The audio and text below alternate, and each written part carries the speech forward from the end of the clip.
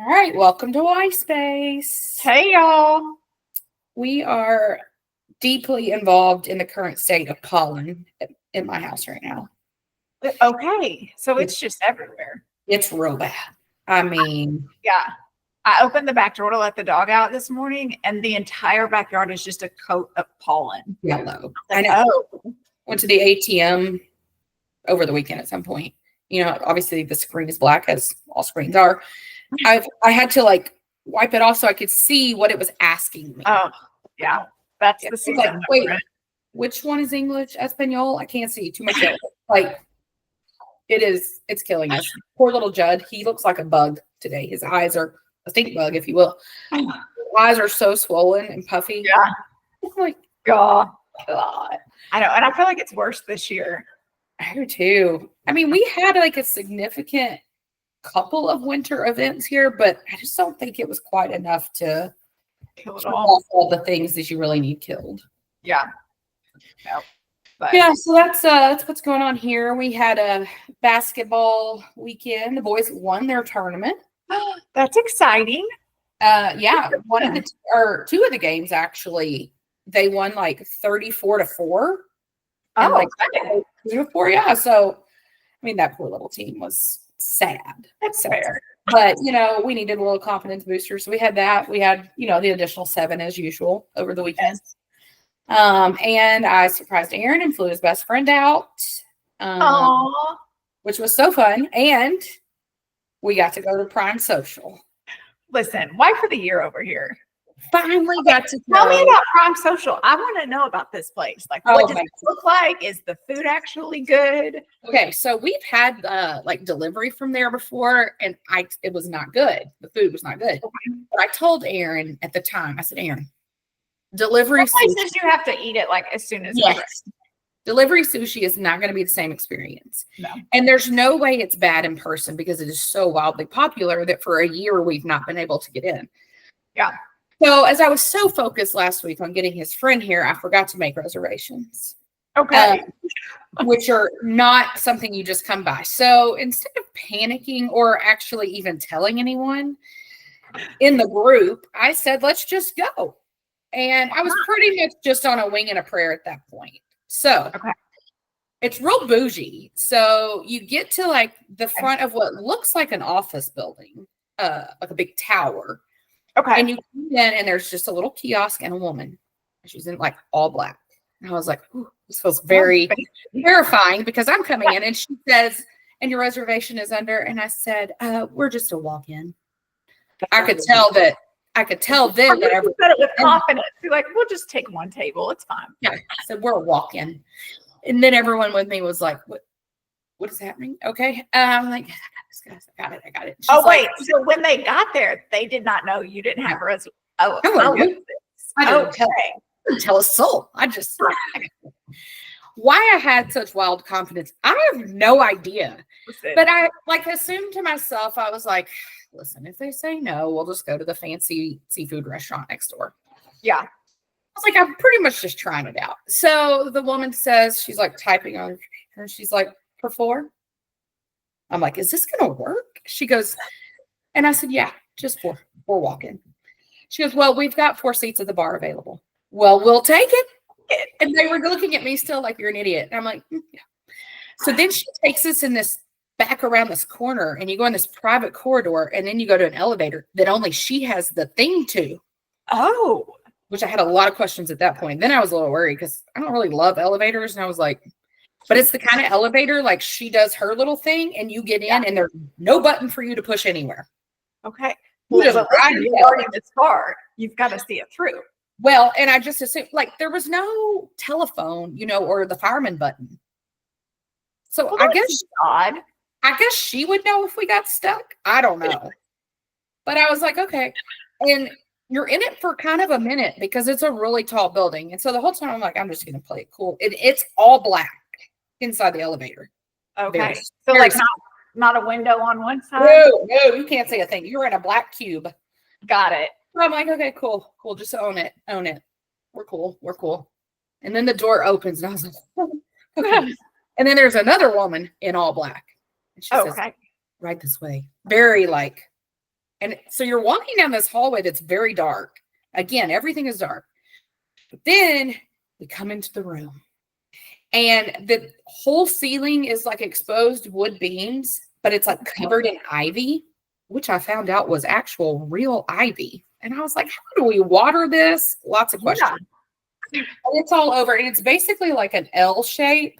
And then in the nook of the L, there's an outdoor patio space that's only yay big.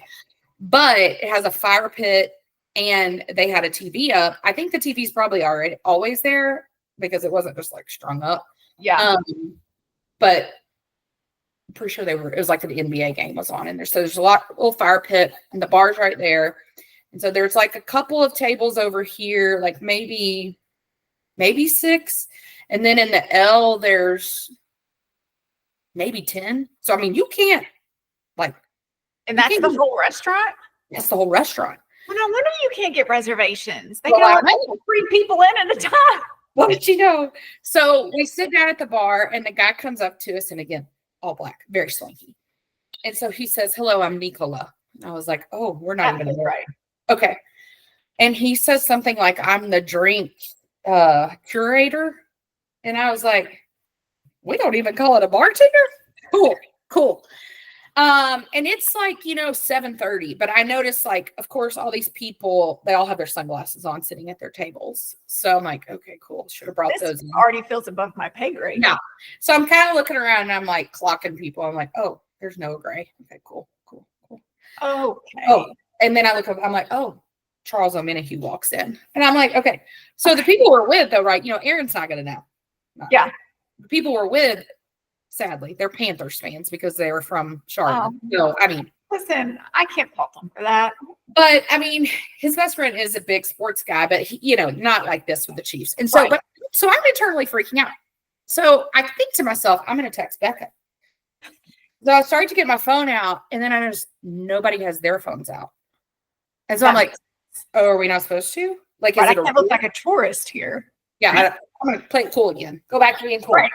So Nicola curates their drinks. And then, of course, he comes to me and, I don't really drink. And so I was like, do you have any mocktails? Do you guys have a Pepsi or anything? Yeah. It's like a water. Then I also said, is there a drink menu? No, there's no menu.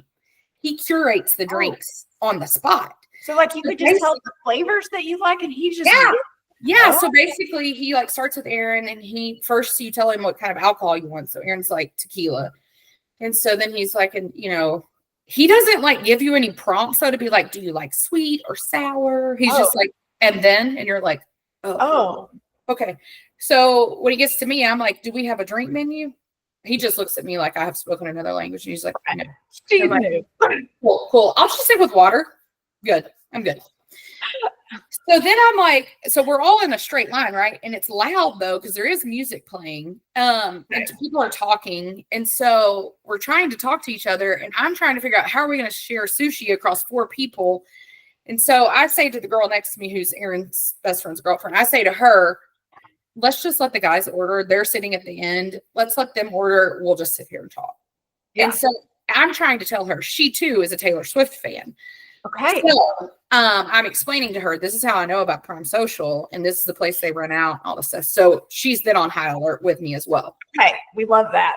And so I'm clocking the people for. There were several Chiefs players, there were a couple of Royals players. Yeah. So Tavia Hunt was there. Oh. Yeah, like Clark Hunt's wife. Yeah. I mean, I was like, we do not belong. That's what I kept telling her. I kept telling her, I was like, you don't understand. We don't belong here. Yeah. So Nicola, though, starts to warm up. Aaron's super endearing. Right. You can get anybody to talk. So basically I think what really prompted him was that Aaron was like, just tell us just don't even tell us, just all your favorite things. That's what we're ordering. Okay. Which was good because there was, again, no menu. So what were we to do? So I guess when other people go, they just know, or maybe they just do the same thing, or maybe rich people don't order their food. They just get what they get. Maybe. I don't know. How the life work. I didn't know how to behave.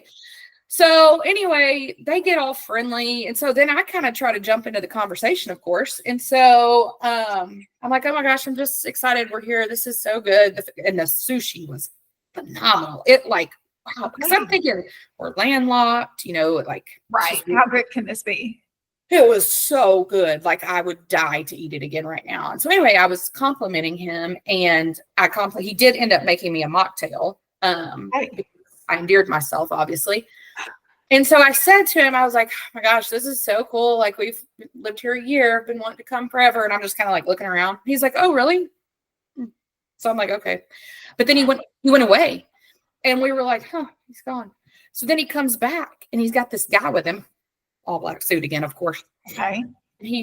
So the guy holds his hand out to me and he says, hi, my name is Cole. And I was like, nice to meet you, sir. He said, I'm the general manager. I was like, okay. Did they figure us out? Are we getting the boot? I instantly was like, that we're actually not famous. And I haven't even finished my sushi. And he was like, something like, I heard you've been wanting to come here. I was like, oh yeah, okay, we're not getting kicked out. Yeah. I was like, oh my gosh, yeah, like I've been wanting to come here for a year. I'm like, gosh, like it's just really hard. And he was like, well, why haven't you been in? I'm like, oh God, is this where I tell him I'm not famous? I don't know. So I was like, you're trying to get a reservation here, but so I just kind of was like, okay, I'm gonna go real. I was like, well, I mean, we just never could get a reservation. And he was like, oh. And then he walked away. And I was like, he's caught us. He's gone to get security, which, by the way, there are men in all black, of course, with earpieces at almost every window. And there's windows around the entire thing. You can see the whole city. It's gorgeous up there. Oh, I'm sure. But I was pretty confident at that point he was going to get one of them and we were out. Right. And he comes back and he hands me his card and he said, this is my personal cell phone number. Anytime you want to come, just give me a text. And he had me and then he handed me his cell phone and had me put my name in there. Mandy. I almost ran with his cell phone. I'm not going to lie, because I was like, you know what's in this phone? And so I was like, just look at your pictures real quick. I was like, oh my God. So I like type it. I hope I put the right number. I know. And so like, they're not understanding the magnitude, right? Because they're just not getting it. She's kind of getting it because I'm like, no, you don't understand. Travis and Taylor come here all the time. Yeah. But like the best friend, he's like, whatever. Aaron can't even hear what's happening. And so we end up, we finish whatever. It was fantastic. He checks on us like 3 more times. And so then I was like, how do we get out of here? That's a solid question.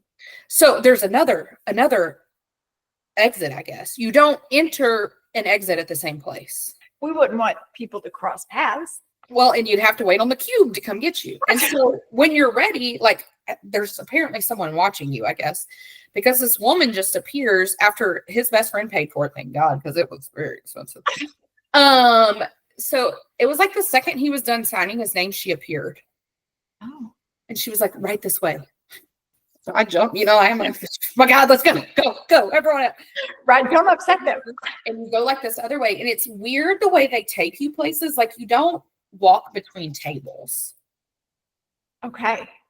So I am so thankful I didn't have to go to the bathroom while we were there, because I don't know that I would have gone the correct way. You might not have been allowed. I never saw one, but I mean, I'm sure there is one.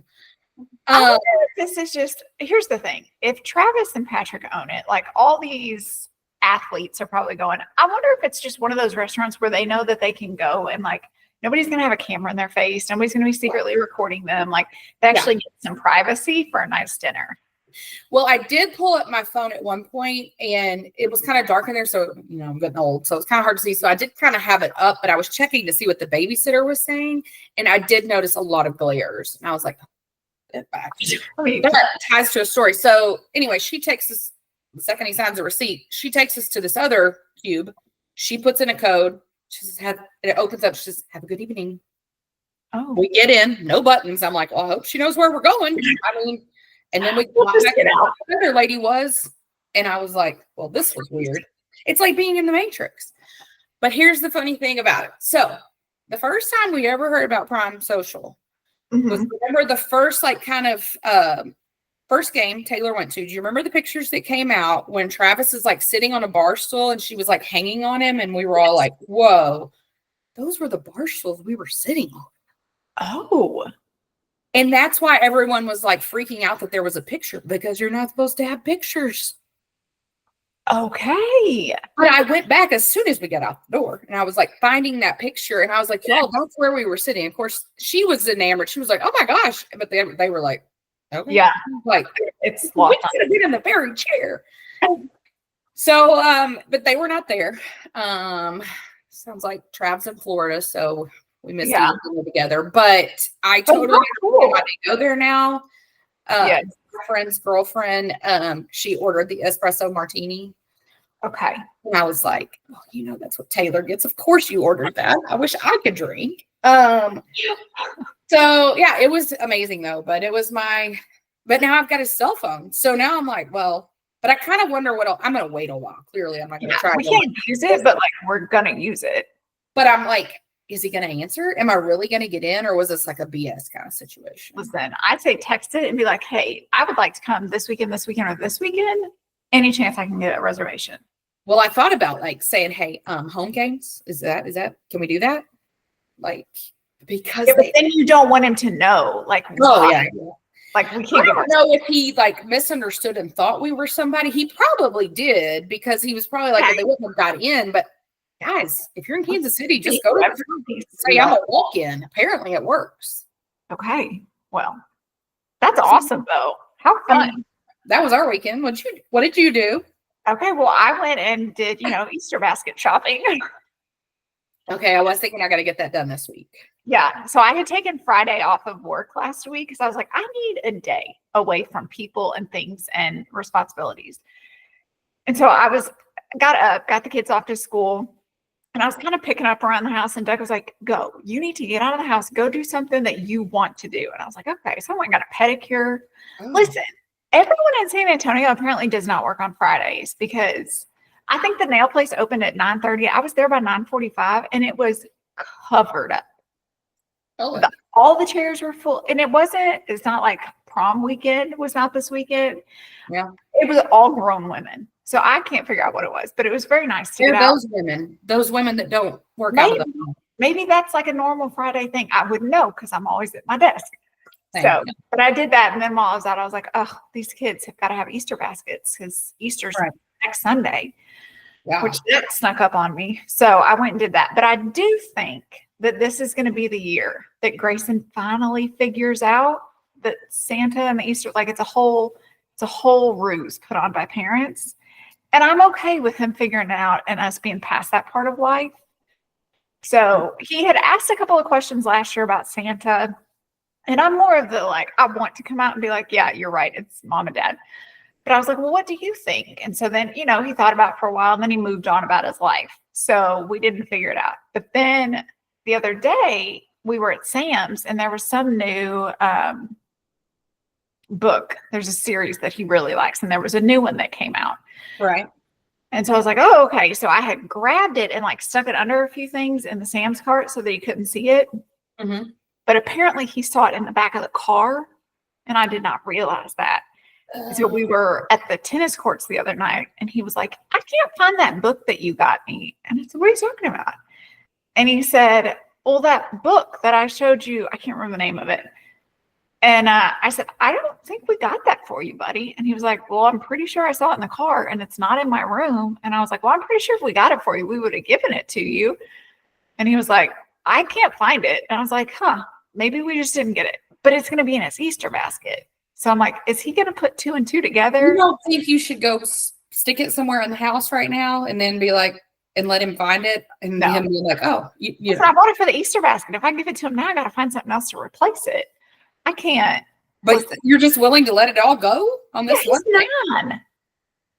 At 9, we should figure this out. Ryder was 5 when he figured it all out. So this feels like it's been going on for an eternity with Grayson. Okay. I think I'm okay with it if he figures it out. Well, we had it almost last week because I said to the boys, y'all need to tell me what you want for Easter. And Abe is only 7. He goes, well, why do you care? And I was like, so Judd knows? Judd's figured it out? No, I don't know what Judd knows. I don't know. In the moment, they were both standing there, and I said, well, The way we do it is you tell us what we want and we get you a gift also. And he was like, oh, okay. So that was not a great idea though, because you know what that means? It means I bet they got expensive. Well, there's a gift and a basket now. That's what happened. Got it. Doug was standing there and he corroborated my story. So I don't know if he was like, so I don't know what Judd knows. He knows about Santa. He just didn't do it across the board like Tooth Fairy, Easter Bunny, Santa. It's all same category. Yeah, I don't think so. And honestly, I kind of forgot about the bunny. I mean, we always have a basket, but I guess I've never done the little fake footprints. I've never done any of that. No. That's a lot. We do. The boys put their baskets out the night before. And then it's like filled. I'll do candy, confetti, eggs are a huge thing here. So they get confetti eggs in there. And then it's usually like a book and maybe a tiny like Lego set. Like I'm not going crazy. It's Easter, you guys. But I guess I keep thinking that like it's not going to be a huge letdown when he does figure it out because again, the Easter basket's not a huge thing. And then Santa only brings one gift for Christmas. So it's not like he's going to think we're not getting anything for Christmas. You're still getting what you want. It just we've talked about how I wish we did Christmas the way you do because but now that we know this year was a lot better. But yeah, I've got to get on that. I've got to get, and this will be my first time to have to do too. Yeah. Got to do that. And then Aaron's birthday is this weekend. And so, that's a lot to put together. And did I tell you I'm throwing a party? Mandy, what are you doing to yourself? I don't really know. So my aunt and my mom have this thing that they like always throw this big Easter brunch at my aunt's house in El Dorado. And so it's like the whole town comes. Okay. What feels like that. And so I said to Aaron a few weeks, a bit back, I was like, I'd really like to like have some people over for Easter, kind of like in memory of mom. Like this is the first Easter. Yeah. So, but you know how that goes. So, I whip up a little Evite, you start sending it out. By the time you realize it, you do an Evite. Yeah. Well, it's funny because by the time you realize it, you're like, well, I didn't really think about it. Because in my book, I was like, well, I was inviting like 6 families. But you forget that some of them, a lot of people. One lady has 5 kids. Mm-mm. Yeah, so it's pretty large thing. So, I had talked to this guy and he makes like all these different meats and stuff. And so he was going to make us, I said, don't you just make me like 2 turkeys and 2 hams, whatever. I didn't know how much money that was going to be. He sent me the bill this weekend. I was like, ooh, okay. That's a lot. My mom for this thing always made this corn casserole that she had, this green bean casseroles that she had, and deviled eggs. Like everybody always asked my mom to bring deviled eggs to everything. And so my intent this whole time was like, I was going to do those things kind of in her memory. Now I'm at the point where I'm like, who can I buy casseroles from? Who can I like? I don't want to, For all you people actually listening to this episode still, I instantly, as soon as you started talking about your mom used to, I knew where this was going. And I'm already panicking for how much work this is going to be. And I know that you're one that's just going to get into it. And then as you go, realize, oh, there's a lot to this. So I suppose you won't be surprised when I tell you that last night I ordered rented a bouncy house. Of course you did. Because what else are the kids going to do? Well, yeah. So it's supposed to rain as well. So, so the Easter, we'll see next week when we record. Hey, how it goes. But I will say, today's a big day. It is a big day. And thankfully we have good news to report. That's right. We sent women to space today. Becca has explained to us before, they really kind of just dipped the tip into space, but they did go and they did get back safely. They did. Which I was so glad because Katy Perry's little daughter was like right there watching. Can you imagine the trauma? What if it exploded? Some therapist would have had a field day with her later on. I mean, even Oprah was a wreck. Yeah. Like she was freaking out. Well, they had released last week this like glam shot of all of them in their blue suits with their hair. It looked good. It looked fantastic, but my immediate thought was that's going to be really nice next to their caskets because this is going to go so real fast. But they made it back. There was I want to say in total it was like 11 minutes from start to finish. Like it was not it wasn't long. It was a weird group of people that were there to watch it. Kris Jenner and Khloe Kardashian were there because they're apparently really good friends with Lauren Sanchez, that's engaged to Bezos. Listen, money's friends with money. Did you see the clips that when Jeff Bezos came off of Blue Origin that he tripped and he face planted? No. Yes. So amazing. But yeah, like Gayle King and Katy Perry, like first thing they did was kiss the ground. Yeah, I saw that. I haven't seen any interviews yet with them because obviously it just all happened. But thank God they made it back. Yeah, listen, all safe and sound. Nothing went awry. So be interesting to hear what they have to say about it.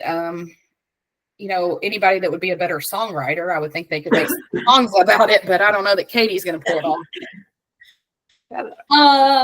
I do have a little Taylor talk for you, as you are currently dying, hacking up along apparently. Swallowed the wrong way. We're good. Yeah. We have not seen Taylor. I've seen some pictures of Travis. He's been down in Boca Raton, apparently working out with that Andrew Sproul guy. But I haven't seen her, seen no evidence of her anywhere. I love the people on social media that are convinced when we see her next, she's going to be pregnant. Oh my gosh. And that's why we haven't seen her. Yeah. You know, there's been a lot of hoopla. There's been Universal Media or music group from Sweden apparently accidentally released that she's been working with the composer there since January because it's gone now. Yeah. Thoughts and prayers to that intern because they got one for sure. Yeah. If y'all need a job for free, you can come do stuff for us. Sounds like TS12 is obviously in the works, which I understand, like knowing like the type of people producers she's working with can kind of give you some insight. But I was like everybody should have known TS12 is eventually coming because this woman is constantly right. How many songs are on TV? Like she's got a plethora of music to put out. Well, you know, they always get super excited when they figure out who some of the producers are because, you know, like when Aaron Dessner's on there, there's going to be some like really sad kind of stuff. Yeah. This dude, though, apparently is known for like, and he's worked with like Harry Styles and people like that before, Lady Gaga, but he's also known for a lot of like instrument, kind of like orchestra type stuff. So I don't know. We'll see. I don't know. It'll be interesting. But on Twitter last week, I saw that there was Wondery, the podcasting network, put out this survey. And I saw a lot of Swifties were all up in a tiz about the survey. So, of course, I was like, well, take the survey. Now, did you take it? I did not. It is very long. Oof. And it was one of those ones where you get started and you're like, wow, this is really taking a long time. I want to quit. But it was like, some of these questions are so weird. I need to keep going to see like where we see. So like the very first question, you kind of establish what podcast you followed that led you to the survey. And I'm assuming that dictates the line of questioning because obviously I put New Heights. Okay. And so all of my questions were very New Heights based. There were no questions about anything else. So that they must have put a lot of work into it though, because it's very long. Yeah. And if we did that for every podcast, jeez. But there were some really awkward questions and Swifties were real mad about it. It was very much like, are you wanting basically, do you want Taylor on the show? And like, do you only tune in because of Taylor? Do you prefer for them to talk about football or Taylor? It was like Taylor. Oh my everything. It was, I will be surprised this week if they don't talk about it on the show. But there's some involvement with the show with it because like you have a chance to win one of the New Heights jerseys that they had at their party at the Super Bowl. Yeah. I mean, I didn't know it was coming. I don't know if they read the questions, but it was real awkward. I was like, I saw so many people upset and they were like, I can't believe New Heights would be asking all these questions. And I thought, does common sense not serve us here that like Jason and Travis didn't sit down and come up with these questions because let's be honest, they don't care if you want Taylor on it or not. They're not putting her on there. Yeah. But it was it definitely had a lot of questions about like, do you want to see more of the family? But it was very explicit of saying like, it said Mama Kelsey and Kylie. It never talked about their dad. Interesting. Yeah, it was real weird. But I mean, I took it. I don't know. We'll see if I win the jersey. But it took forever. Yeah, that's funny. It was weird, but yeah, people are just dumb. I know it's my slogan, but they just are. I was like, what? It does surprise me that common sense doesn't come into play more often. Like, Yeah. you guys can think a little bit, right? Something. I don't think so. I have not updated the notes here, but it appears that we've got some legal drama in the works, and for once, it doesn't apply to Blake Lively. Thank God. Oh, okay.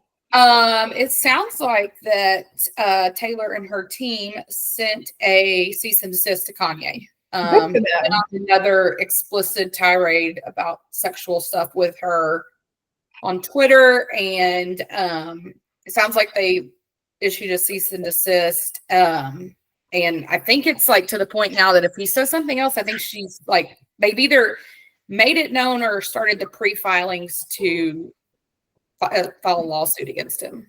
I mean, listen, they all need to band together because the things that he says, like about Beyonce and Jay-Z, even if it's like, you just don't put that stuff out there. What are we doing? Yeah, I mean, this guy, he is just, I don't know. So that's in the works. We did have our first weekend of Coachella. We did. Listen, we talked about Coachella last year. I don't get it. I don't. Yeah. It was saying how people paid, like they got in line to, I guess you can camp out in your cars. As we they got in line at like 3 a.m. and at 1 p.m. they were still sitting there waiting to be let in. And then it's $600 to park your car and camp out in the free wide open. And you're paying $600 to live like a homeless person. I don't get it. And every time I see pictures from it, I'm like, this just can't be the vibe of like, I know you all stink. You're not taking an everything shower in there. Like, y'all are all. And they, like, I think after last year, because we did get Taylor and Travis there, at least for us as those kind of fans, like, it's a real letdown this year. Like, I mean, I saw some of the celebrities that were there. I couldn't care less where the Biebers are. They were there. Timothy Chalamet and Kylie were there very much all over each other, which I did think was interesting because Travis Scott played and Stormy was there. Yeah. But it looks like, at least from the pictures, it looks like Kylie left and Stormy stayed with Kendall for Travis's set. But yeah, it was your favorite, Cara Delevingne was there. Yeah, she, again, I get so confused because she was at Charlie XCX and she brought up Billie Eilish, and I'm like, Cara, I just don't understand. I guess celebrities can have beef and their friends don't have to also have the beef. That's all I've decided. Yeah, because in a normal everyday, if you had beef with somebody, I'm not going to hang around them. Yeah, exactly. But if I didn't understand it, I now have beef too. Yeah. I guess I thought that was universal. Apparently. I mean, it's weird. But yeah, so nothing really catastrophic to report, at least that I saw yet from Coachella. That was the first weekend, so we'll have a second weekend, which I've also never understood why we have to do this twice. So what do people that like travel down, do they just stay for one weekend or do they stay the whole weekend, like just hang out? Well, I mean, I think some people do. They just camp out in the desert. Some people stay in Palm Springs. I don't know. I mean, I don't know what the rich people do. Listen, I'm barely getting into a queue to go to a sushi restaurant. Like, I feel like this is just like college kids and influencers that have saved up their money and like this is the thing that they do. And also, crowd of people and they're sweaty and they're smelly and you're on top of each other. Oh, I'd rather die. Also, like, how little clothing can I wear in public to go? They're so crazy. Because I saw like Bree from Barstool. She was literally wearing underwear. Yeah. She literally said it was underwear. Alex Earl, same thing. Even Cara Fox had on like pantyhose with nothing under it. And I was like, oh, okay. Again, we're too old. This is not for us. Yeah, Coachella is not for us. I can't. Yeah. So we had that happen. Very little NFL news this past week. Well, the only news we really got out was Mr. Derek Carr, as a surprise to no one, is injured again. Not even football season. In the off season. Now it's his shoulder, right? Yeah. And whatever's wrong with it, potentially it's the whole season. So now I wonder, does Aaron Rodgers become relevant again? Because will the Saints try and go get him now? Thinking that but here's the thing, the Saints don't have any money. Okay, so I had not gone there. My assumption was Shador. I mean, maybe. I don't know. I mean, whoever it is, option. They don't have the money, I don't think, to pay Aaron Rodgers because they went badly up for Derek Carr. Yeah, they still owe him a lot of money. Previous coaches a lot of money. There was somebody else before him that they still owed a lot of money. So maybe they can. Here's the thing: you can maybe only get a draft pick, but that draft pick doesn't have the leadership skills yet to lead a locker room of grown men who have done this. And none of them are going to care about your daddy. Well, and their backup, Spencer Rattler from South Carolina, I had a lot of hopes for him, but last season he didn't do much of anything. Is he still their backup or did they cut him? No, I'm pretty sure he's still there, but free agent. I don't know. Of course, Jameis Winston used to be there, but I mean, he's signed with Giants now. So, yeah, I don't know. I kind of assume because I believe the Saints have the 9th pick, maybe. I feel like that feels right. So I was kind of thinking maybe Shador falls to them. But yeah, I don't feel great about that if I'm the Saints. Also, to any quarterback, I hope you enjoy playing in the sweltering heat of New Orleans because that's why I don't see like an Aaron Rodgers. He's not going to go from playing in the cold all the time to playing in that heat. Yeah, but I think he'd rather do that than no one pick him up and then he look like a loser. I don't know that his ego can take it. Yeah, I saw where the Steelers are allegedly like frustrated with him now. They did not end up. I was so convinced at Pat McAfee's live show last week he was going to come out and announce he was signing with Steelers. Didn't happen. Yeah. So we still got nothing for Aaron Rodgers. So I don't know. I just very weird. So I saw a headline this weekend that frustrated me to absolute no end. Oh, do tell. It was about the quarterback at Tennessee, and it essentially last name. I want to hear you say it. No, stop it. Nico, that's his first name, right? Yeah. It essentially said that he was leaving Tennessee because of contract negotiations. Right. Now, here's where this flew all over me. This is not the NFL. Mm-hmm. I understand that you get NIL money, and I believe that you should get paid for your name, your image, and your likeness. Absolutely. Now we are like having contract negotiations. Yeah. This is a bridge too far. I'm real fed up with it. So this has been a huge topic of conversation this weekend. Apparently they were in discussions like back in December. Rumor is his dad's pretty involved in this as well. And I think that's your problem. Stop involving parents because they're your parents. They don't know this world.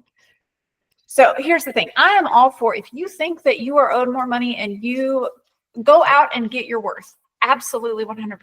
But do not be surprised when teams are only willing to give you what they believe your worth is. So I was very thankful that Coach Heupel came out and was like, you know, we're going to part ways. Best of luck. Go do what you got to do. Yeah. I think that set the tone for him to understand, like, we're not negotiating with terrorists here. Like, you go do what you want to do, but we're not going to sit here and negotiate because all of this money is not about you. We got a whole team of great guys that can do something. So I was really happy about that. But I really think, here's the thing, he can't go to another SEC school. So you are literally, and I think Notre Dame has already come out and said that they don't want him. And I believe USC has come out as well and said that they're not interested. Yeah.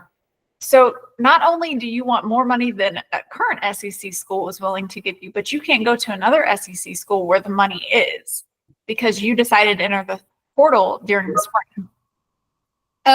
Well, and the thing is, last season, there was a lot of hype around him. Like they were mentioning him with the Heisman and all of that. But then it was and they did kind of start out with a lot of steam, but then it seemed like it all fizzled out. Yeah. He's a good player, but he's not a $4 million player. Well, listen, I just guys, it's too much. I just think the NCAA is really at fault here. You've put them in this position to where these players think that they can act this way. And then colleges have to come out and be like, okay, well, we're just not going to do that because you didn't put any restrictions or anything. You didn't set contracts. You didn't do any of that. So I do think that this will be a turning point maybe of like, okay, we actually got to start these conversations. I just don't know what these people thought was going to happen. I don't either. Like, this to me was a common sense factor, but as we were learning. If Nico and his dad are surprised at like, oh, nobody's immediately picking me up and Tennessee just dropped me. Rumor is that Dan Lanning, the Oregon coach, is the one that clued in Tennessee to be like, hey, your guy's dad is shopping him around. Well, and you sent me that, and I figured you were excited because you're a Dan Lanning fan. I was. Yeah. I was. We did have some tragic news in kind of what straddles college football and NFL news. Kyron Lacy, who was slated to be a first-round pick, but had found himself in some legal trouble from a hit-and-run accident, committed suicide over the weekend. Yeah. And which is horrific. Obviously the kid made a lot of mistakes in life. That was not his first run in with the law. And he was the sentencing today or the actual trial starting today? So the grand jury hearing was going to start today. Yeah. Obviously super, super tragic anytime somebody takes their life. But he had apparently been in, I don't want to say it's an altercation, but maybe a fight or something with family this weekend. They called the cops. He left the residence, began a high-speed chase, and he ended up crashing his car. By the time the cops got to his car is when he had committed the act. So it's sad that these guys don't have the group around them to not only teach them how to grow up, but like, I don't know, just provide some support, some guidance for them that you continue to not only get yourself in one hit and run where an individual did die, like you caused that allegedly. But then you continue to make some bad choices that ended your life. Now, I was very confused if he was going to be put on trial for this hit and run. Like, that's homicide. You're going to jail for some time. How was he still going to enter the draft? And the fact that 2 days after he did this supposed hit and run is when he declared for the draft. That whole situation seemed very strange to me. Yeah. And man, and a remarkable talent too. It's interesting because apparently one of his closest friends was Jaden Daniels, the quarterback for the Commanders, who very oppositely, I would say so far, really keeps himself above board. His mom is everywhere he is, to kind of a creepy. Which clearly that's showing we need that kind of. Well, I'm just saying, people bag on him a lot that his mom goes everywhere with him, but I'm like, geez, is that what it takes? Like, I'd rather have her there than this kind of situation happen. But then you do have the opposites. You've got people like Nico. My son is freaking obsessed with John Morant from the NBA, who makes me crazy because his dad is a horrible influence as well. You just kind of see all these different, people said that about Caleb Williams' dad too, that he was kind of a bad voice in his ear. But it's just, I think there's a difference here. So we've seen like Nico's dad, Caleb's dad, they are the money hungry, get my kid all this money, get him all the spotlight. I will say Jaden Daniels' mom, while she is always present, she is his business manager. Yeah. She isn't the one always saying, give him more, give him more. Like, she wants to set up a team around him. She just wants him to be solid in where he's at. And I think there's a very different dynamic, and we're seeing, look how successful he is. And then look at these other guys struggling. There's a difference that we can clearly see. Yeah. And I'm sure this opinion comes from me as a parent. I just think, kind of tying to the NIL, the transfer portal, all of this stuff, and what we've talked about before, you're giving these young kids, and a lot of these kids who literally come from absolutely nothing, you're giving them these millions of dollars and access to just the world, essentially, with no training, no guardrails, I think about like when you take a kid bowling, you pull up the bumpers. you still want them to throw the ball and go, but you've got those bumpers that keeps like, they can bounce off of. And I don't think the NCAA has really done an injustice to these athletes trying to swing so wildly the other direction. We went from they got nothing. Yeah. All of a sudden they can have the whole world and there's no bumpers because nobody's grateful for anything anymore. Well, and you're going to have some kids who, come from a good situation and all that, and everything's going to be fine. But then you're going to see more of these situations happen. And then I think too, like there's the fact that we don't teach these kids how to budget, first of all, but then also the mental health aspect. Now, I don't know, and I don't know what will happen with this situation. I don't know if they will test his brain or anything, but you do have to wonder with people nowadays in the sport of football, you have to wonder if CTE plays a role in any of this, the cognitive, inability to take ownership. A lot of these things are symptoms of a CTE. Right. I think with kids, they start the tackle football so young. And there's been several former NFL players that their kids are in football, and they've all said, like, our kids will absolutely not do tackle football until after they've hit middle school. Just because, like, we don't know the damage, like, over the prolonged period of time. Yeah. Some of those positions, your head is getting banged every single play. Yeah, I know. I mean, it is literally something that keeps me up sometimes. Because Judd does play tackle now, and he does play two of the positions that get hit the most with the quarterback and the tight end. And I think about it all the time. And I just think that, it's universal. It's not just with athletes, but mental health has no prominence in society the way it should. And yet everyone struggles with something. And so I don't know. It's a very sad deal. Who knows what would have become of his career, but forget the career. It's still a kid. That's the thing that we pay these people millions and we use them as our entertainment, and we forget at the end of the day, these really are kids. But I think that's where you need people like Henry Ruggs. It's Henry Ruggs that's in prison right now, right? Yeah, you need people like him that give speeches in these college locker rooms. Let him do it from the prison cell. But they need to see, he had so much potential. Mm-hmm. These players have so much potential. And you need to see, hanging around with the wrong group, doing one stupid thing, how that changes the complete trajectory of your life. It's not worth it. Yeah, I've really been on a kick about this because Judd is so obsessed with John Morant. In fact, this weekend in his basketball tournament, he and a couple of the kids on his team, when they would score, would do some of the celebrations, which John Morant has been. I'd have been on that court. And this is what flew all over me. I've been harping all last week about, John Morant got fined another $75,000 because of the grenade thing and blah, blah, blah. Yeah. And he walks down doing the shooting thing. And the fact that, the NBA just fines him $75,000. And that's just all that happens. That infuriates me. But I harped on it all last week. Freaking Judd. He had this really amazing play. He scored. First thing that kid did, pretended to pull a grenade and cover his ears, just like John Morant. I was furious. I bet. And I'm just but here's the thing. You have guys like John Morant, who has had legal trouble and does pay fines all the time. You have guys like him that these kids look up to, and they never see the consequences. Right. Because a guy like Henry Ruggs, he didn't have time in the NFL for kids to become obsessed with him because he so quickly got in trouble. Now, if today, but Rashee Rice, same situation, made a horrible decision. These kids have seen no consequences from that. Yeah.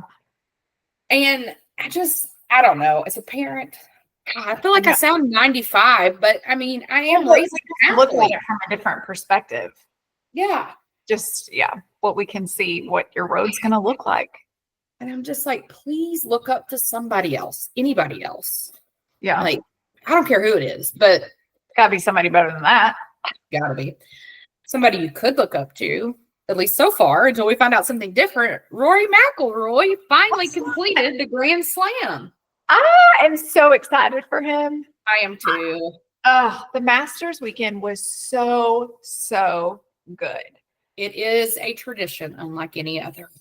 And you and I have talked about how we like tradition and pomp and circumstance and just all the things. And that is what the Masters does. Even the players, like you can tell that's one of their favorite weekends out of the whole year. Just the reverence for that whole event. I saw some video this morning of Rory getting to walk into the locker room that is only for the Masters. And even after all this man has won, even he was taken aback, even just walking in that room. Like, yeah. And it's nothing special. It's wood lockers. It's old. Like, it really smells like mothballs. I'm sure. It was just like the importance of what that moment was, that like that's what you dreamed about to do in your career. Yeah. It was so cool getting to see them. And I normally keep up with golf on Masters weekend. Mm-hmm. I don't really follow all the tournaments throughout the year. But usually I just catch Sunday at the Masters. This weekend, I watched all day Saturday and then all day Sunday. It was so good. But it is one of those sports where, like, you're literally cheering for every guy to get up there and do his best. Yeah. Sunday, the back nine, is when you start picking who you want to win. Yeah. Cheering for them. Well, it's funny. I have a coworker. He and I were talking about it all week, and we both have like 3 monitors. So once everything started last week, we got, over here on the right. We were like talking in a meeting. Yeah. But yeah, I mean, just everything about Masters Week, the par 3 contest, when they have their kids out there, so many cute moments. Like when Poppy McIlroy made her putt. Listen, clearly Rory needed her out on the course with him. Yeah, I know. At the end of the freaking Masters yesterday, when he gets out of that sand trap, right? Miraculous shot, and then he missed like this easy 5-foot putt. I was like, for the love of God! I thought, are we really going to lose the Masters on a putt? On a putt? What we're doing? Yeah, I mean, it was crazy. Our boy Scotty Scheffler, he didn't really. Here's the crazy thing: so many of the guys did so well this weekend, but Rory and Justin Rose were just on a whole other level of being really good. And I thought Justin Rose, his like congratulatory, statements to Rory, just so much class. The British, I hate to say this, but people from other countries, I don't know if it's their accents, but they just are so much more respectful of each other. Yes. What is wrong with us as Americans? But honestly, I do think that there are just some sports. There's not a team aspect really to golf. You're always on your own. And so I do think that when they do build these relationships, they're genuinely happy for these other guys. Yeah. Like, I love to see it when it is like the 18th hole and like when there's other players that are like standing there waiting, especially like back in the day when it was Jordan Spieth and like, so Justin Thomas and all those guys standing there. I love that. There were a lot of putts this weekend that surprised me. Brooks Koepka surprised me. Dustin Johnson. Yeah, they're both. Yeah, Dustin Johnson is a former Masters winner, so it always surprises me when some of those, and he's still young. It's not like some of these old heads out there. No, I mean it was. I did think Bryson. So basically, all week, this guy Tim and I that I work with, we were both. I don't know that he ever really fully said who he was pulling for. I was pulling for Scotty. And we talked a lot. We had talked about Rory last week though, and I said I was like. It's just the thing that's always evaded him. Like it's just, I think it was some kind of mental block. He could just never get the Masters. Yeah. So if Rory wants to send me a check because I think that prompted his win, go right ahead. Maybe. Yeah. He definitely seemed more at ease. There were times, obviously, he would make a shot and you're like, don't get in your head. Don't get in your head. It's one shot. But he did seem more at ease this whole weekend. Yeah, and I kind of wondered, because of the personal side, obviously they faced some challenges last year as a married couple. I wondered if maybe like that helped, like he already walked through all that. But I also thought it was super cool because golf is such an up and down game that like he had like 4 double bogeys on the week. And I think even 2 yesterday, like he had and I think I saw where he even said, like, is that a record to actually win and have that happen? But that's just awesome. I thought it was super cool that, like, he did win even with all of that. Yeah. It was so, even some of the analysts were saying, they were like, this has been such an up and down, like who's taking the lead, who's kind of because at one point Sunday, I was like, honestly, this is anybody's game still. Yeah. Anybody could be taking this. It was not a dead giveaway. And it really was not a dead giveaway until the last few holes. And you're like, okay. Yeah. I was surprised that, and Bryson still played well. I was surprised that he did not pick up his game, but he struggled. But he said in some of his interviews afterwards, he said, my swing just wasn't there. It's been off this weekend. So I don't know if he was playing like with an injury or something else was happening, but he had alluded to, like, he was like, I'm still proud of how I played, knowing that my swing wasn't there this week. I just couldn't get it there. Yeah. So I did not appreciate his comments after the thing was over, when he was like, you know, somebody had asked him if he had spoken to Rory afterwards, and he was like, no, he didn't talk to me all week. Or they had, you know, he wasn't. Yeah. Of course he's not. Like, he's locked in. He is not you. I appreciate that Bryson brings personality to the game, because it's golf. It can be very boring. You got to have a personality person. Yeah. And I thought he had done so well. And then he got to those comments, and I was like, you don't have to start drama just to start drama. Like, people still like you. It's okay that you lost.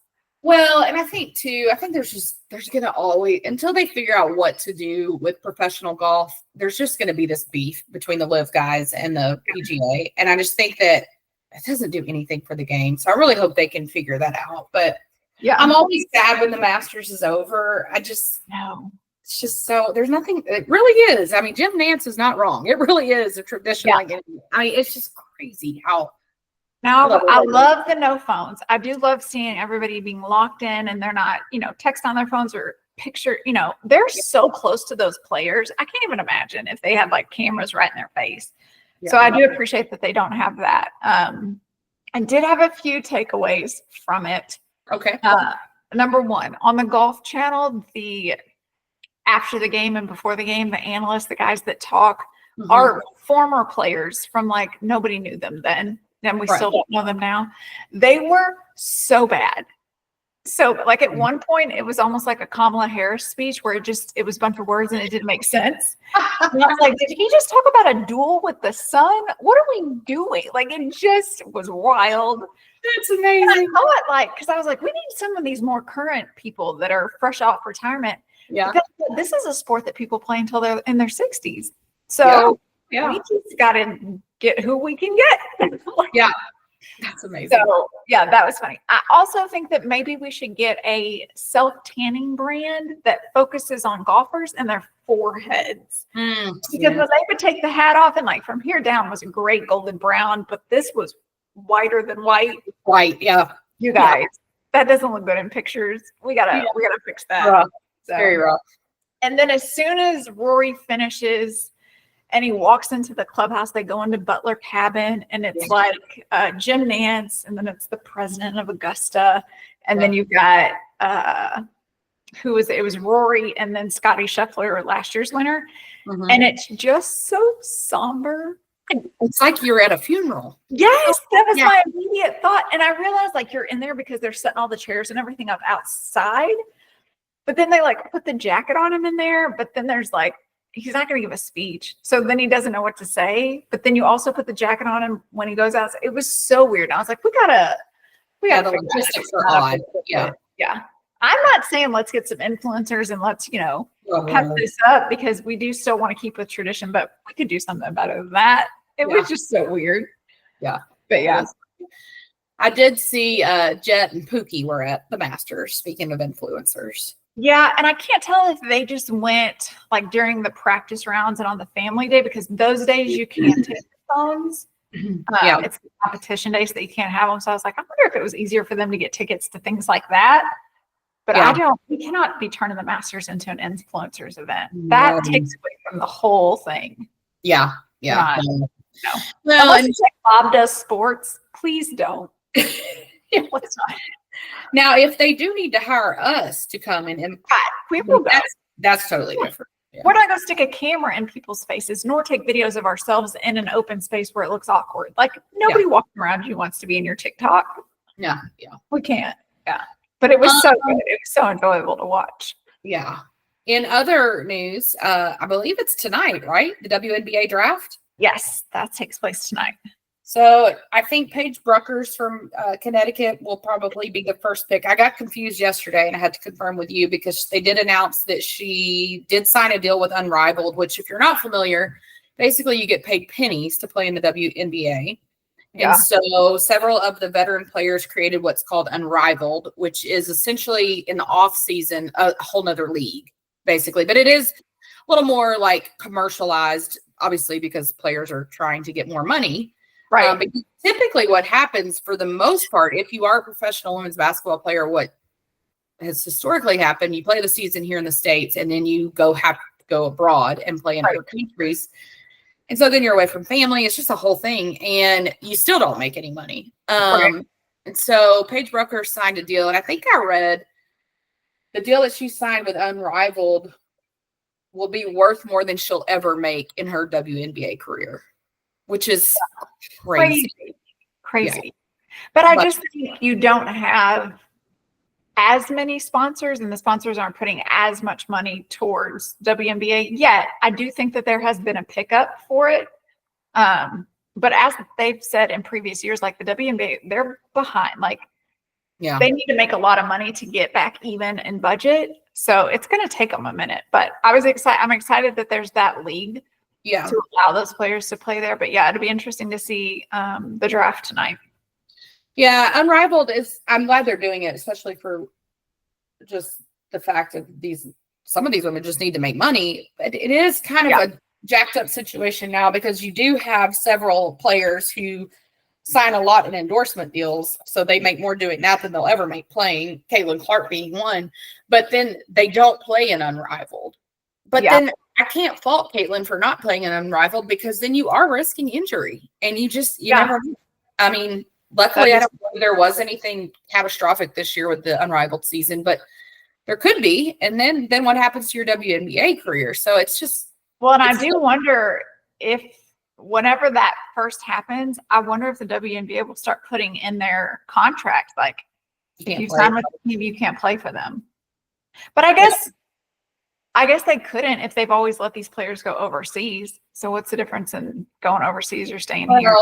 I mean, I think at that point they would probably have a lockout because the players association's like going to be like, we got to make money somehow. Then y'all, okay, we won't do it. Y'all pay us. And they're going to be like, no, never mind.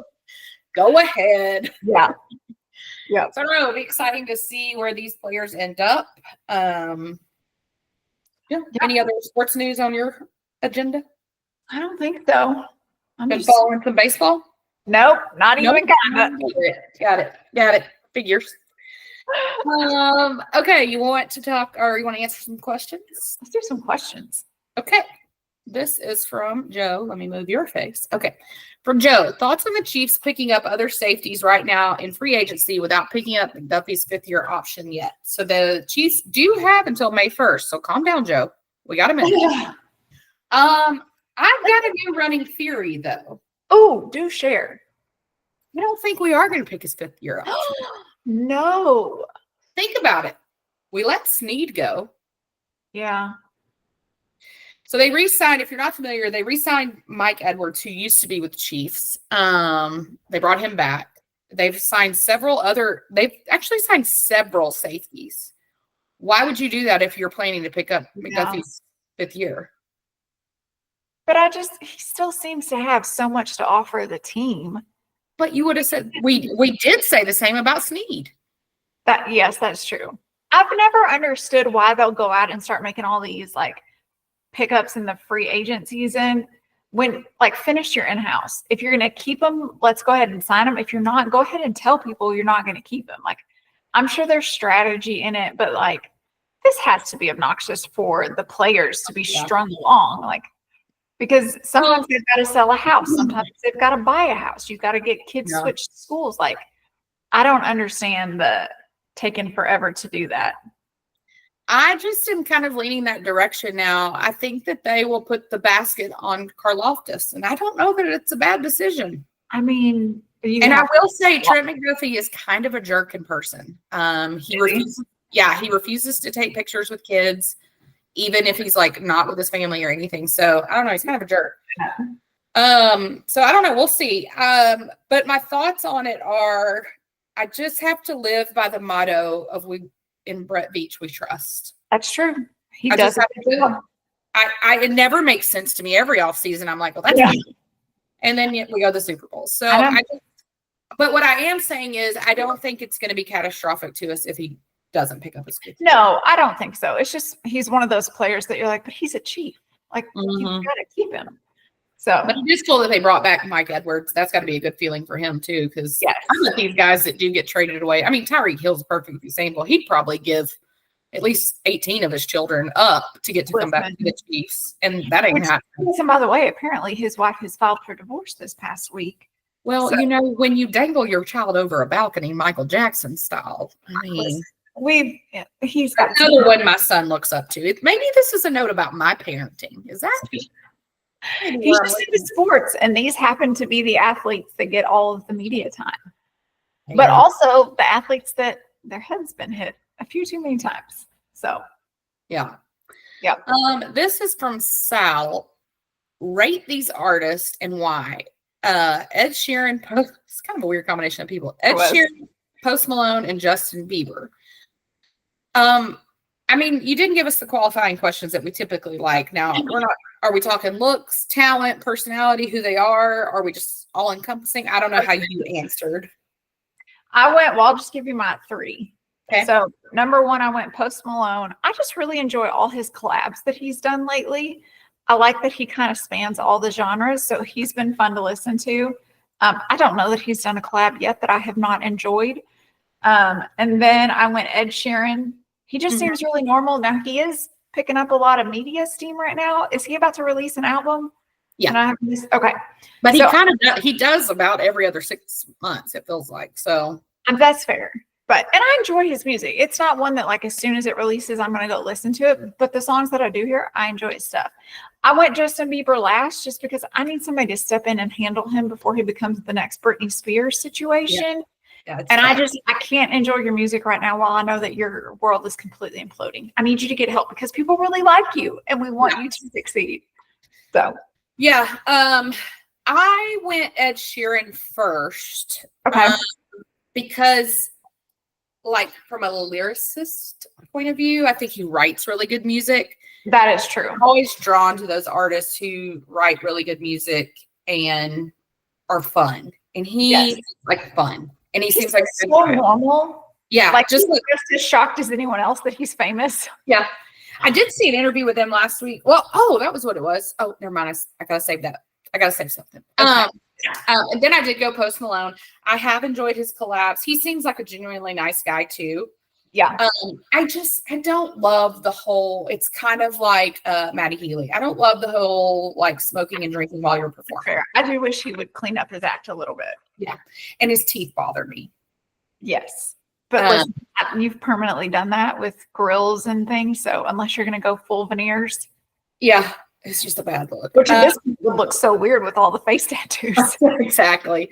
I'm just also not a face tat person. So, and then, I went Bieber. It's not that I don't enjoy Bieber's music. It's just, he is such a train wreck right now. And also like, it's been so long. Yeah. And I'll be interested to see when he does release new music. All of these other artists that kind of started out at the same age, their music has matured as their life matured. I will be interested to see how he matures in his songs. Are you still bringing pop songs? Yeah, that's what and just the train wreck is, it's a lot. Okay, this is from Paige, and this is we've got a little discussion on this. She first says, have y'all watched White Lotus? We have not. We've not. None of the seasons. But she went on to say, if not, cast a celeb version of White Lotus. This I can't see. If you've not seen it, the premise is a resort location for the rich. There seems to be a quirky comedy to it, but a family dynamic, and someone always ends up dead. Okay. I do appreciate that, Paige. And so I was actually talking to a coworker who's very into entertainment and TV, and he tried to watch White Lotus and couldn't get through the first season. But then you have other people who are obsessed with it. Now, I will say her synopsis that she gave, I was like, oh, should I be watching this? Because that seemed interesting. That's what I thought of that too. I was like, maybe I'm intrigued. So as far as casting it, so she said, so I had nothing to go off of because I went and looked, and each season the cast is like all over the place. Like, there's not a commonality. Schwarzenegger in it this season. Yeah, I've seen him all over. Yeah. So as far as recasting, so when you tell me that it's quirky, funny, family dynamic, somebody's got to die. So okay, I was like, all right. So I'm thinking like quirky, funny kind of people. Okay. So I was thinking Jennifer Aniston. Okay. I have no idea who these people are, so I'm just building a fake family is what I'm doing. Okay. So, I mean, that's all I'm doing here. Fake family. So I got Jennifer Aniston, but I'm going to switch it up. Like older siblings. Okay. So we got 3 older siblings and a mom character. That's what I've come up with. And in my synopsis of what's going to happen in my season of White Lotus, the mom ends up dead and all 3 siblings are suspected. Okay. So the mom is Jane Fonda. Good. That's good. Okay. So we got Jennifer Aniston, Glenn Powell. Okay. And Drew Barrymore. Oh, she would actually probably be really good in that dynamic. Yeah. That's my little family I made. Well, that's good. I mean, I think I would have gone like a Jennifer Lawrence vibe in there. Maybe Colin Hanks could play a brother. Oh, that's a good brother character. Yeah. Yeah. I don't know who I'd cast as mom and dad, though. Yeah, I didn't have a dad. Yeah. But yeah. So to answer your question, Paige, we've never seen it. Well, and I did look it up because I had texted you to be like, who are the main characters that we're actually recasting here? Because there were so many characters. Yeah. And then I saw this started in 2021, I believe. I don't think I saw the hype until this year. So I was thinking this was a brand new show. And maybe it's my algorithm, but the only hype I've actually seen about it is Patrick Schwarzenegger. Yeah. So maybe it's my algorithm. I don't know. Maybe that's what it is. Okay. Okay, from Peter. Do you prefer podcasts or the YouTube show version? Why? And what are your faves right now? And is it different per medium? Listen, Peter, this is a lot of questions, sir. Okay, so we'll break it up. We'll start with the first one. Do you prefer podcasts or the YouTube version? I think it just depends on who the host is. Yeah. There are some people that it adds more when you can see like their facial expressions and their interaction with each other. And there are some that like, I could listen to you and I still completely get all of your interactions with each other. Yeah. Yeah. Same. Like I can listen to the Big Boo cast. And I love it. But then the shows like Call Her Daddy, I can't listen to. I've got to watch it. Yeah. It's very much. Some examples I had too, like Big Boo cast. That's one of my favorites in the car. Yeah. I just want to listen to them. Yeah. But Call Her Daddy and New Heights, I'm only watching YouTube versions. Same. I don't want to just listen because it adds so much to their dynamic when you can see their facial expressions to each other. And like, I don't know, it just adds something special there. Yeah. And as far as my faves right now, I have been on a Call Her Daddy kick lately. She's just had some guests I wanted to see. And again, that's seeing. So YouTube, I love New Heights. I've also been on a Jay Shetty kick. I know he's controversial, but he's just had interesting guests on, and he has this connection to all of them. Like, I think they're all hanging out, and we just didn't get invited. He's always at the celeb parties. And so I think that there's just like a part of it that, I don't know. I think it's like I'm looking for the stories that happen behind closed doors. Right. Him. And there's ones like the Popcast. Yeah. Obviously, I just listened to that one in the car, but I think watching that one would be so good too, because a lot of times, like if they pull Aaron in or something, like their facial expressions to each other of like confusion or just completely shocked that was your response, that adds so much to it. Yeah. Yeah. Same. Yeah. The other, what are any of your other faves right now? Every once in a while, I'll catch a Smartless one. That's the Jason Bateman and Sean Haynes. They're pretty good. But those are typically just the ones I stick to. Yeah. Again, it depends on like, I have found that my podcast listening has steered more to when I see somebody I want to hear from, Yeah. I just watch that show as opposed to like I only follow this show. With the exception of New Heights. But that's because it's basically people I want to see and they're on there every week. So yeah. Okay, from Hannah, make some pop culture predictions for this upcoming summer. Okay. Exclamation. Okay. Listen, I do think we're going to get a whole nother round of collaborations. I think we are starting to see celebrities being like, oh, look at all of this media and this revenue that I can get. And I don't have to put a whole album together right now. I can just do a song or two here. So I think we're going to see another round of that because last year we got a lot of collaborations, mostly with people like Post Malone, Jelly Roll, that kind of thing. But I think this year we're going to get some different artists that do that. Mm-hmm. I do think a big celebrity breakup is coming. We're about due one. I don't know who it's going to be. Yeah. But I do think we're going to get a big one. I don't think it's going to be Justin and Haley that people keep putting all these problems. I just don't think it's going to be them. But I have not figured out yet who it is. So, and then as far as fashion, I think we're going to have more of those early 2000s fashion comebacks, the shimmery colors, the chevrons, the statement necklaces, all those god-awful things that we should not have worn in the early 2000s that we did. And we're going to do it again. And we're going to do it again. I also think there's going to be a huge shift away from luxury designers. We're already starting to see that. Bethany Frankel has talked about that really the last year. That really this stuff is not worth it. You guys can go shop on Amazon or Walmart and it's the same quality. No, so, and I mean, there is some alignment. There's some alignment happening in that world. Last week, Prada bought Versace. Yeah. So that's an interesting acquisition in the fashion world because Donatella's still alive. I was surprised she sold. Well, and I think that you're going to start seeing all these influencers like Pookie that gets a new Hermes bag every week. That's going to go away because people don't want to see that. Yeah. What are you going to do with 75 Hermes? First off, they don't hold anything. Second off, they don't go with everything. They're kind of ugly. And third, that's just not relatable to any other human. Valid. So, those are kind of my predictions I see coming.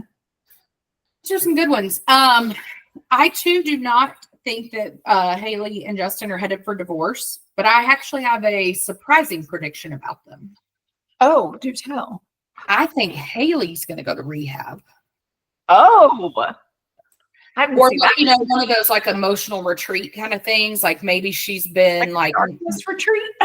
Well, I don't know. I mean, I think maybe she's probably having to numb a lot with something to deal with him. And she's going to realize one of us has to get it together for this baby.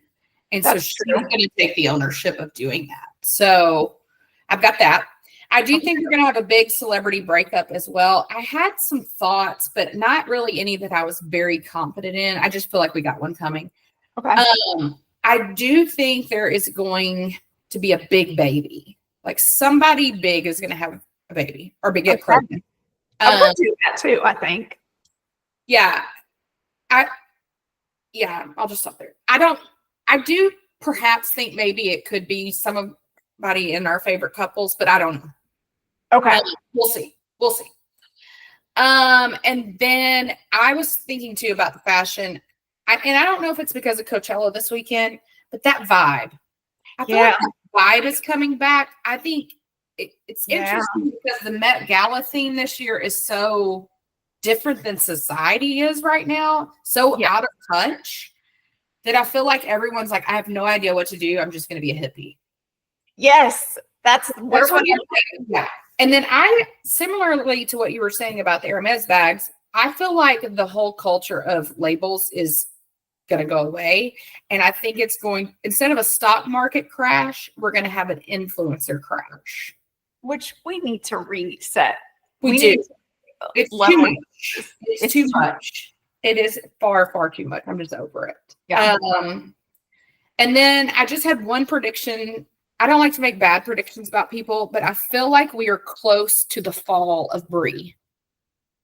Oh, it's about time. Yeah, like I think that everything is going to come to some sort of head this summer, and she's going to crash out. You think there's going to be like a huge thing, or people are just going to be like, you literally have nothing to offer? No, I think like something's going to come out. I don't know what it'll be, but I just think, I don't know, maybe Grace will do a tell-all. I don't know. Allegedly, they're friends again, though, I heard. So, I don't know.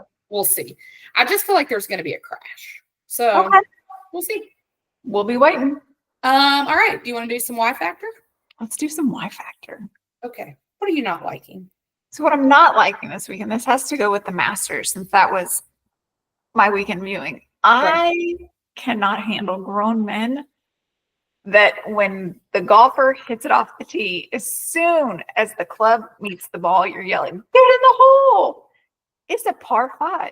It's not getting in the hole on the first We're not gonna hole out on that. No. What are we doing? Yeah. I can't. And then I had seen like a TikTok where it was like golf tournaments are the only time that men in the stands that are fans are dressed as if they could jump in at any moment and play. And so that's all I could see every time that they hand to the patrons on the sidelines. And I was like, I just can't. But the men that yell at golf tournaments, I can't do it. It's so, and I know you don't like the word, but it is so ick. I just, you can't. Yeah. Well, it's funny that you mentioned the word because I actually do have an ick. Oh, do tell. Man bags. Okay. I don't know if you saw this past week, but LeBron James has a Barbie now of himself. Okay. Feels right. Yeah. Actually, Dwayne Wade should have one. That feels more right. right. Yeah. So they've come out with a LeBron. It's got a name. I don't know. But he's got the little, what do you call it? The, well, you know what? Like the sling. It's little not sling. a fanny pack. But it's like that goes over your shoulder. Everyone's wearing them. And I cannot stand it because to your point, it does. It looks like you took your fanny pack and you loosened the cincher and then you put it over your head and over one arm. And then here we are. Right. I can't stand it. Yeah. Belt bag. That's what they're calling them. What was it called? A belt bag. Belt bag. Well, it is terrible. I'm over it. Yeah. It's just, okay, because here's the thing. First of all, okay, I've just texted you. What are you going to do? You're going to unzip this, pull your phone out? Okay, probably not. And then also, we're going to get to the restaurant. And I noticed all these pictures of celebrities. They eat with them on. Yeah. Well, it's going to fall into your food. Or you're going to drop food on it. Yeah. Take that. No, I can't. I'm not a fan. That's a good one. Yeah. We can't have that. All right. What are you liking? So what I am liking is I watched another documentary on Netflix. It's called our documentary era. It really is. And we're finding some great ones. Mm-hmm. It's called Gone Girls, the Long Island serial killer. So is it Rex Huberman? I think is his name. Yeah. I had remembered it was probably 2 years ago when all of this started coming up that he was the Long Island serial killer. So I saw his name in the news and like you would see clips here and there, but I never how did they find him? How many girls did he supposedly kill? Like the details of it. I didn't know any of that. Right. It was fascinating to kind of watch how long this investigation went, that they really didn't have a suspect until years down the road, and then how corrupt the police department was, that they really had to clean them out and bring in new people. It was such a well done documentary. I can't remember how many episodes. I want to say 3. There were not that many. Yeah. It was so good. So I've seen it several times. I've almost clicked on it multiple times, so I guess I will. I'll click. It's so good. Yeah. It's a good one. Yeah, it's definitely our documentary era, so please keep them coming. And any suggestions, give them to us. Which I do want to point out real quick while I'm thinking about it.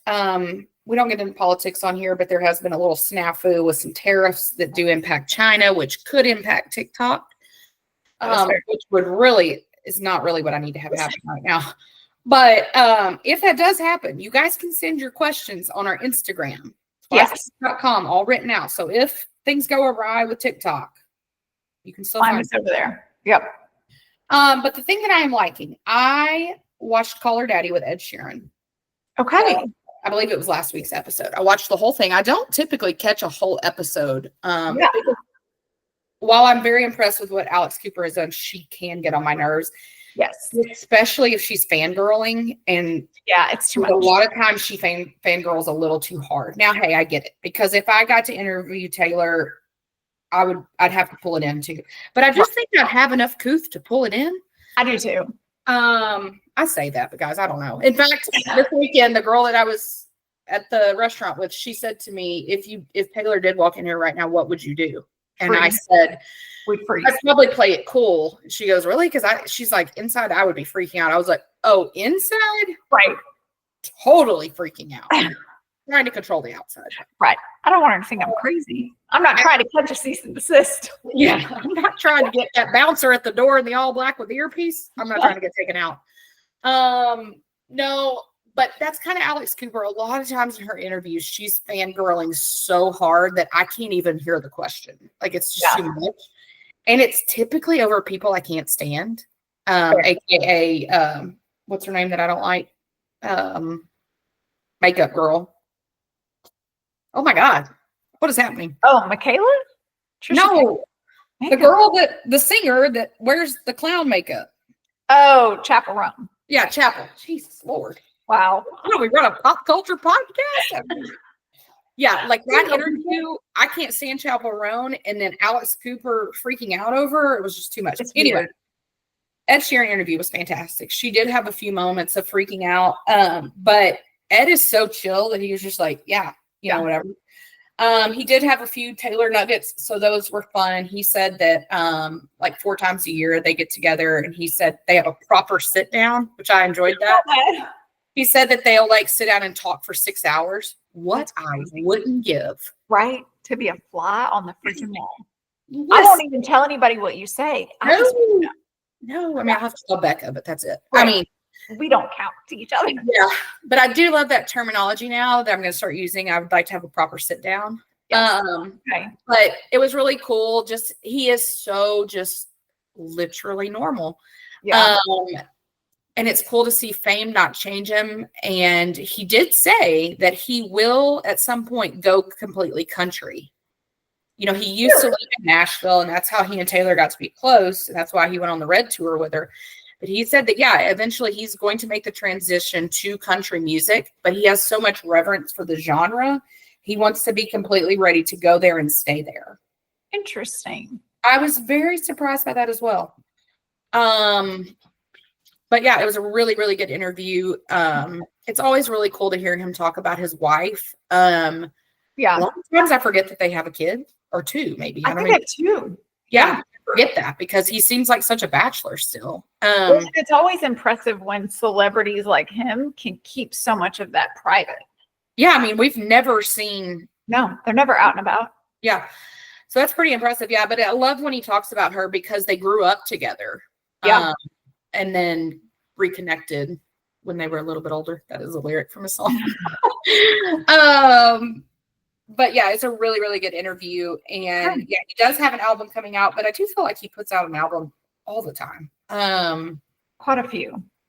But he's doing cool things. Like he shot a music video recently and he essentially built a bar to do it. Okay. As you do. I mean, clearly as you would.